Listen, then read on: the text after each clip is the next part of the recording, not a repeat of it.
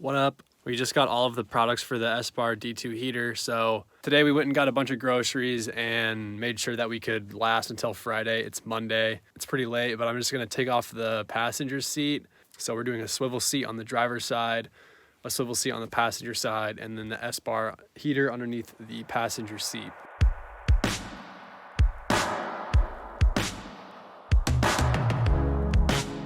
All right. So for these, I'm using a 7/16 metric bit with the torque wrench here, the socket wrench. It's really easy to do this, which is nice. I used to have a Prius, which we rolled 3 times in a ditch. The Prius was kind of a tank. So doing work on a 2015 Sprinter on the inside is pretty nice because it's not rusty as hell. Boom. Boom. Oh yeah, it's like butter. After all the freaking bolts I've done unscrewed, this is the best one. Best, most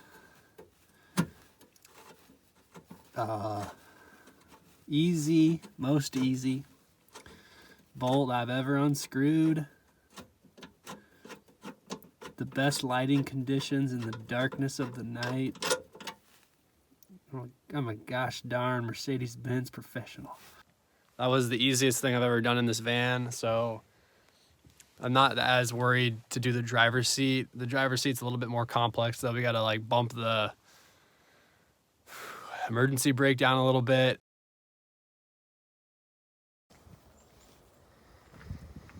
All right, today we are installing the Espar S2 D2L. It's probably like I'd say 15 to 20 degrees right now. So I'm gonna put a space heater in the van for a little bit. I might have to go to Menards and get a heat protectant wire shield, like a loom, just to make sure that the fuel line doesn't degrade ever. Okay, it's 33 degrees inside the van right now.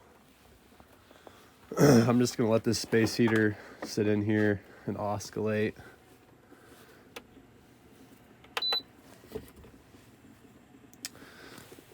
And it's about 8:30 and I have meetings from 9:30 to 10. So I'll go do all that while this heats up. And then I'll probably take it to Menards and get that fuel line protector.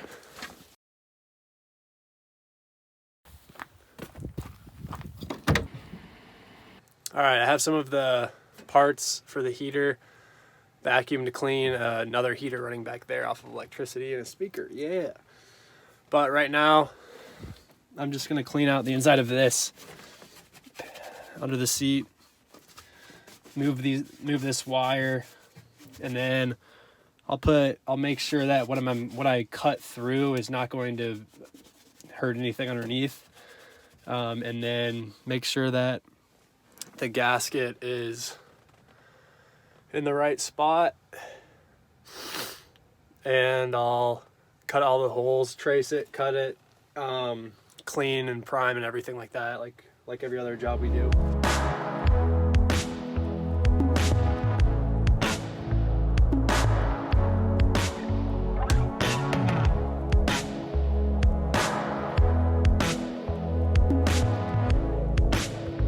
Okay, it's all clean and I taped up those wires so that they don't get in the way.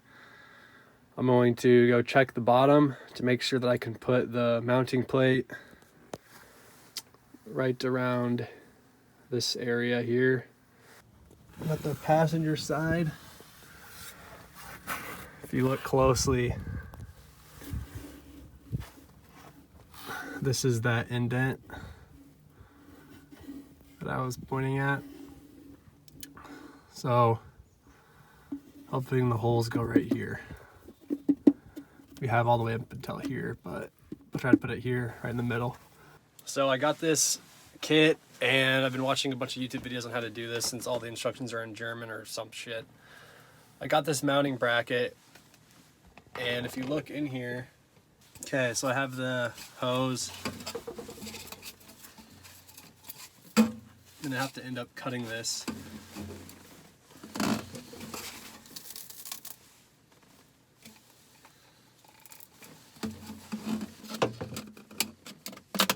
It's too close, so, but over here.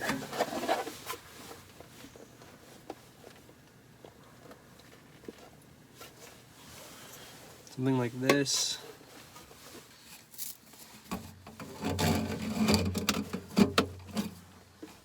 I think that would work. Okay, there we go. I'm gonna go see what that looks like underneath. I'm gonna measure from this corner or this corner out to this dot. See how far that is. See if we can make this work.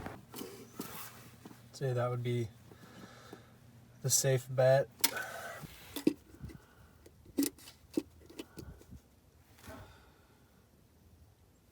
I think we're in the clear.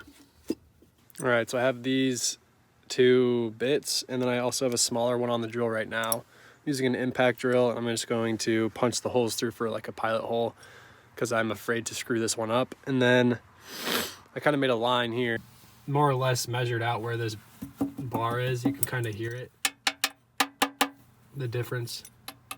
It's hollow, not. So kind of as a barrier, should fit really well there.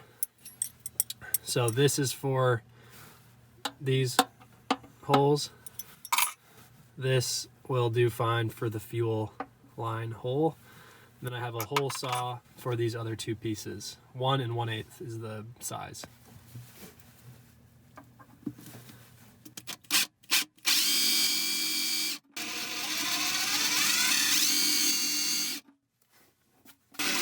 Just always goes there.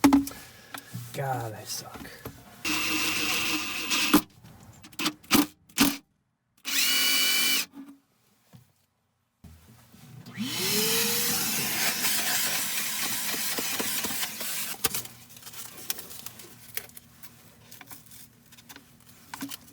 Don't be like me. Put up a tape fence around your cut so that you don't get tons of metal shavings everywhere every time you drill a hole through something.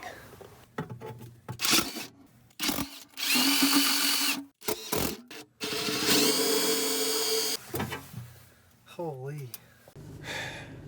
I cut those holes to the bottom, got to the hole saw part, and realized that the hole saw bit / kit that I purchased is not compatible with the hole saw. So the hole saw doesn't fit into the bit that goes into the drill.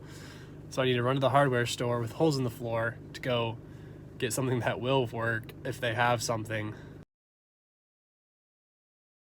I came inside to do the electrical stuff and got stuck for a couple hours because I realized that all of the cables that I have are totally different than the videos on YouTube.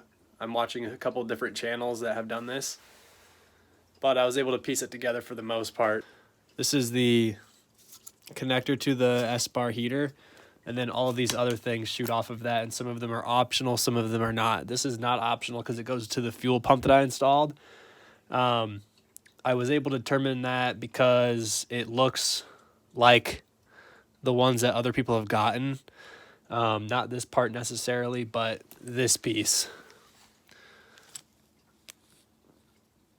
So that, I believe, goes into the fuel pump, and it's already connected for me.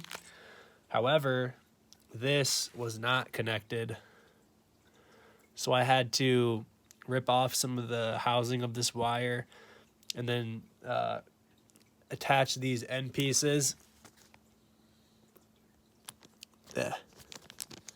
I realized all of the videos that I was following on YouTube, so the popular ones that pop up that show you how to install the Espar diesel heater, they're 90% accurate, but there are a couple of things to keep in mind if you're doing this in 2021 or 2022.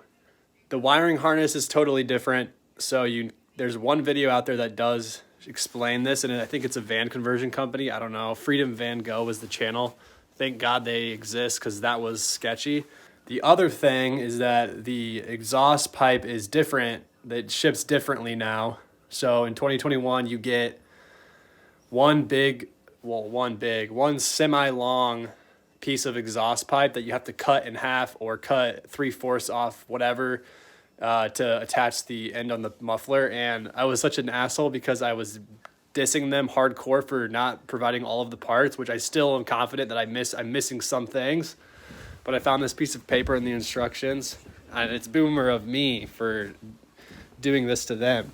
The flexible exhaust now comes in a continuous 1.3 meter length instead of a 1 meter and 0.3 meter piece. Then it explains why they did that. New wiring harness explained. This plugs into the Espar heater. This is totally useless. Don't know what that's for. This is the fuse. So you want to put this next to the little door on the passenger seat on a Sprinter so you can access it. The green is the fuel pump. Then you get this big cable, which is the main power. I believe this will go to the house battery or whatever. I'm gonna take off the driver's seat in order to make sure this cable gets where it needs to go. And this will also allow me to install the driver's swivel seat. Seats are off. Espar heater's installed. I'll run the cable. I just gotta fish that cable through to that mess of cables. And as part of the swivel seat install, I need to drop the emergency brake by 1 inch. Okay, fishing the cable is proving to be very difficult. I don't know what's under there, but it's blocking me.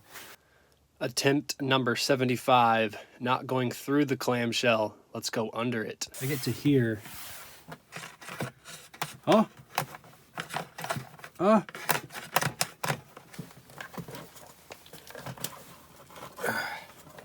It would appear that this was designed to ruin my life. I'm just pulling it through. I ended up putting it through that little hole there. Okay, I'm under here. There's the boot. 2015 Mercedes Freightliner Sprinter, whatever. I got an auxiliary tap right there with a cable. That's that black piece is an adapter that goes to the fuel line. Clamp those down. Fuel pump attached to the frame at a 15 to 35 degree angle. Hope I did that right. Some fuel line running to the start of a heat shield, and I've zip tied it in a couple places to keep it from getting absolutely destroyed.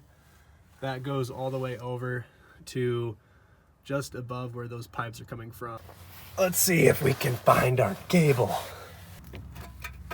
Dude, holy mother of dust and rust, brother. So, dude. Okay. Oh, snap. Oh. Let me take you on the grand tour of the Espar D2 heater install, brother. I was just over there showing you the fuel pump. I zip tied that boot down. Gucci, Gucci. Okay. So the heat shield starts right there. Goes above the diesel tank, over the drive shaft, over the heat shield of the muffler, which I researched could get to 1,000 degree Fahrenheit in terms of temperature. So that heat shield is around that degrees Fahrenheit in terms of protection. I don't even know if that's true though, because if you look over here, you're telling me that that white cable, this electrical cable right here, can withstand over 1,000 degrees Fahrenheit? I guess it could. I don't know, dude. I'm not an electrician. I'm not a mechanic either. So that fuel line is going into there. It's very protected. Very protected. And then the silver is the exhaust pipe, which goes to the muffler. And I realize there's a technical dip in the muffler, and it goes up to the actual end of the exhaust pipe. So that's gonna have to be a future thing. The inlet for the air is right here. Just in case you're a future buyer for our $100,000 Freightliner Sprinter with custom Raptor liner solar Sprinter for heater, I'm gonna leave you a little note. It's a fuel pump, smiley face. So what I'm doing now is gonna connect into this. So these lines need to be exact. They need to match when they're connected. As long as you do that, you're good to go for the Easy Start Pro. So I'm gonna finish these and get them all set into the deal. Brown to brown, blue and black to blue and black, red to red, and red and blue to red and blue. So Easy Start Pro thing is all set up and spliced. I'm going to now run that underneath the passenger seat. You're welcome.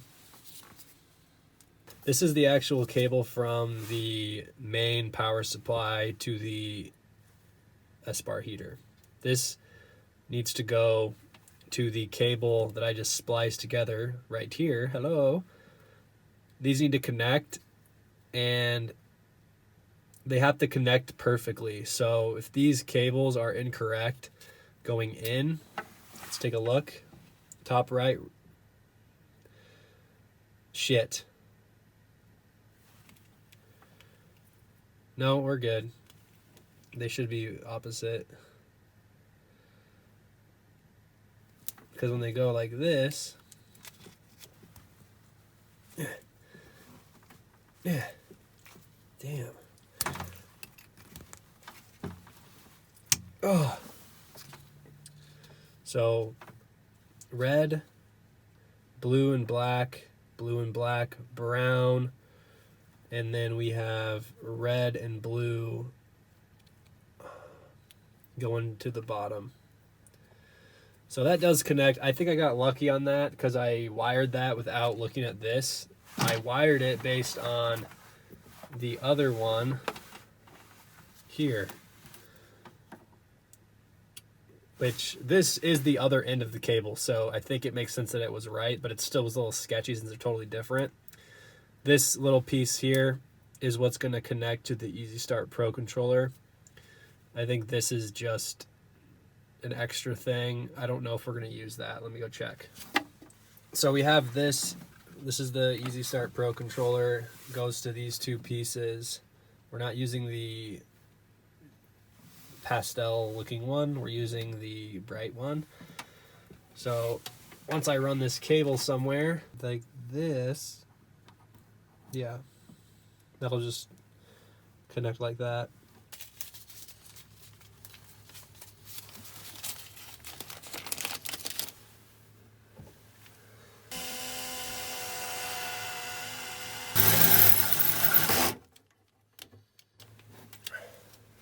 How? Oh my God, my battery's dead.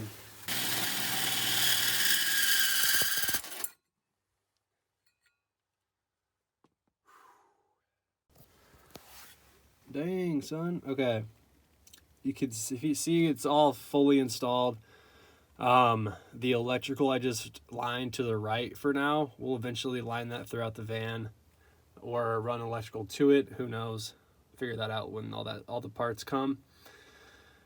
And so the main thing I wanted to show was the heater piping. I've seen some different implementations of that where they've winded it and all that, but because of the position of the heater in here, I was able to just, what I did was I lined the hose through the hole that I had cut, which is probably the last shot that you even have because my phone died and then my other phone died and then ran out of storage as well with both of them. So I put the pipe through the hole that I created, through this hole. So I brought it through and then cut it to length and then put it back in and put it over this piece on the other side. And that was pretty clutch because it didn't bend too much and it's just a direct connection to this right here that will shoot out all of the hot air. And there it is with the swivel seats turned. Lots of space.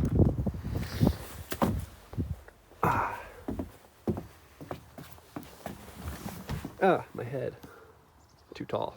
This is really one of the first times where I've thought that we have enough space to live in here.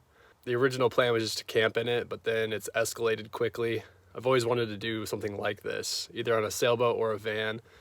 Since I had to buy a new car, I just figured to go with the van for now, but it's pretty awesome. It's spacious.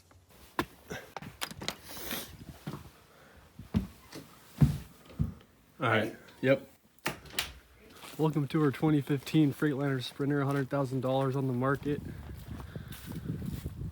Dirty. Yep. Wow. That's cool. That's really cool. This is like an entire house in here. We spend the majority of our time in the living room, like in that one side of the living room, and this feels bigger than that. I agree. Do you think so? Yeah. What we're gonna These do is dance. I have the driver's seat set as high as it'll go because it's still hitting on this piece here. So that's trash. I don't recommend this company, and I have no fear saying that because it was literally hell to do this. But you have this thing, and then that allows you to twist it. And if you have superhuman strength, you can kind of get it to go. But you can't do it when you're sitting in it, I've found. It's too difficult. Oh. So you have to... So once these are fully swiveled to this spot, you can push them back. So once they're in this position, you can like use this to pull forward or pull back. When they're fully swiveled, I just put them all the way back. And then when you are putting them back in place, you pull it forward a little bit, which will allow you to pull this and push it. You pull the tab thing. Toward me. I guess it's side to side. And then you can swivel it. Does it go both ways? No, it only goes, you only swivel into the cab.